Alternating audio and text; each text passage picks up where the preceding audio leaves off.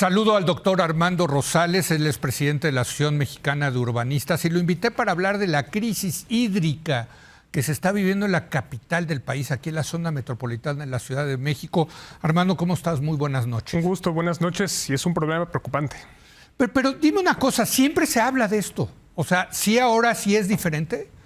Yo creo que sí, se ha acrecentado, son muchos años ya de sequía prolongada, lo que ha ocasionado que las presas se encuentren en su nivel mínimo histórico desde que se están utilizando, sobre todo para abastecer a la Ciudad de México. Estamos hablando de todo el sistema del Lerma-Cutzamala, se encuentra yo creo que en su nivel más crítico. El fenómeno del Niño este año se va a prolongar hasta junio, desde 2023 hasta junio de este año.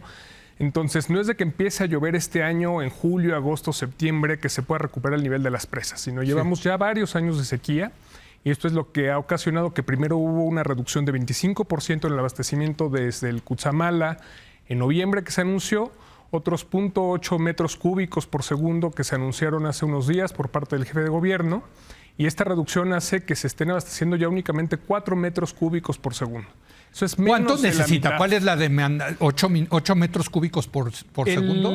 Llegó a abastecer hasta 9.6, 10.1 metros cúbicos por segundo el sistema Cutzamala, la Ciudad de México, y en la actualidad estamos en 4. No, bueno, es una reducción importantísima, hermano. Y esto ocasiona, pues obviamente, que ya se tenga que suministrar agua portando en zonas en las que no ocurre esto, sobre todo en zonas del poniente de la ciudad, en zonas del sur de la ciudad que tienen abastecimientos muy altos, y esto otra vez va a mostrar las desigualdades intraurbanas en el abastecimiento de agua en la Ciudad de México. Yo aquí lo veo, aquí estamos en el centro de la ciudad prácticamente, y cada vez es más común ver los camiones de agua potable surtiendo las cisternas de los edificios. Así es, y ese es otro problema, porque el que estemos dejando de recibir agua desde fuentes externas y desde cuencas externas y que no tengamos, digamos, un suministro regular, ocasiona que se intensifique la extracción de agua de subsuelo en la Ciudad de México. Entonces, 3/4 partes del agua que se consume en toda la zona metropolitana de la Ciudad de México son de extracción de pozos. Okay. Y eso tiene problemas serios que se detectaron desde 1970, con los primeros planes hídricos por ahí de 1974, en los que se decía la extracción acelerada de agua del subsuelo está ocasionando hundimientos, este fenómeno de subsidencia que le dice en la ciudad. Claro. Y esto hace la ciudad más vulnerable, por ejemplo, a sismos. Sí, claro. Y están apareciendo zonas de agrietamiento cada vez de manera más frecuente. Ahora, este era un lago. Totalmente. Donde estamos aquí había agua. Ahora, el tema es que cada vez se está yendo más abajo a extraer esa agua. Ahora es agua que se acumuló durante miles de años, pero en la Ciudad de México llueve muy poco, a diferencia del resto del país. Fíjate eso que estás por diciendo. La altura de los chilangos tenemos con la idea contraria, que aquí llueve mucho en la zona en la temporada de lluvias. Llueve de forma intensa en el verano, en la temporada de lluvias, en los meses de agosto, septiembre, octubre, pero en realidad es la que tiene menor disponibilidad por habitante en el agua en la Ciudad de México. Y además es una cuenca que no la estamos recargando. O sea, la extracción es mucho mayor que la capacidad de recarga del subsuelo. Y además, o sea, llueve, se recarga, pero nosotros le sacamos más. Es lo que sacamos más del doble de lo que se pudiera recargar la cuenca. Entonces se opera de manera deficitaria.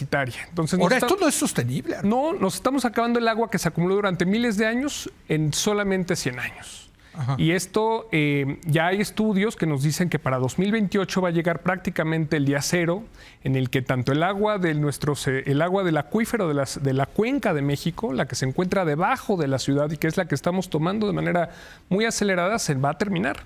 Además, el que tengamos... O sea, a ver, se está terminando la que sacamos de pozos de abajo. Y por la sequía... la de Cutzamala, de la que bombeamos, por cierto, de cientos de kilómetros, entiendo, ¿no? Y carísimo, porque además bombear no cuesta... O sea, la energía que demanda bombear desde el Cutzamala el agua a la Ciudad de México es la energía que consume la ciudad de Puebla.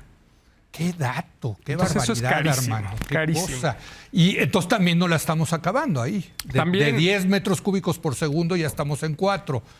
Entonces, ¿y cuál es la alternativa, hermano? Necesitamos incrementar sobre todo las áreas naturales protegidas alrededor de la ciudad. Tenemos asentamientos irregulares, viviendas irregulares, más de 600,000 habitantes en zonas de conservación ecológica en la ciudad, que son las zonas de recarga del acuífero. y es en donde no le estamos invirtiendo.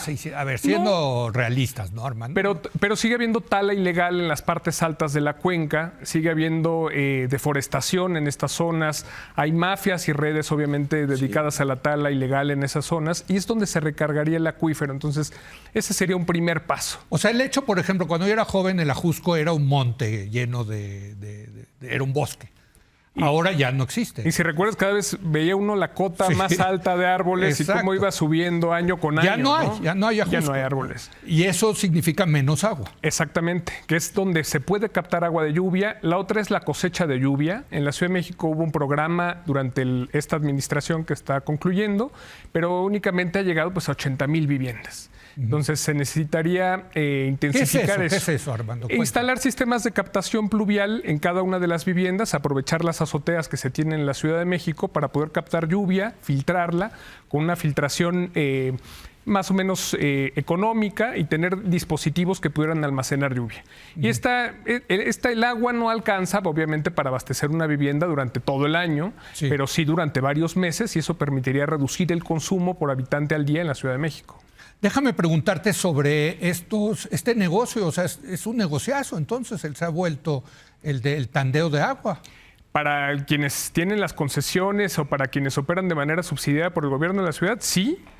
Aunque siempre operamos ¿Cómo con se déficit. necesita concesión para vender agua? Bueno, hay el agua para sacar el para agua. Obtener y extraer la extracción de agua, aunque los pozos son del gobierno de la ciudad, obviamente las redes de los piperos que les dicen o de los que en carros tanque abastecen agua a la Ciudad de México, algunas veces los vemos con logotipo del sistema de aguas, pero son empresas privadas. No, claro que son privadas. Y para ellos es muy redituable, sin embargo, aunque parecería que es gratuito, no, venden el agua en la Ciudad de México y ese es un gran negocio.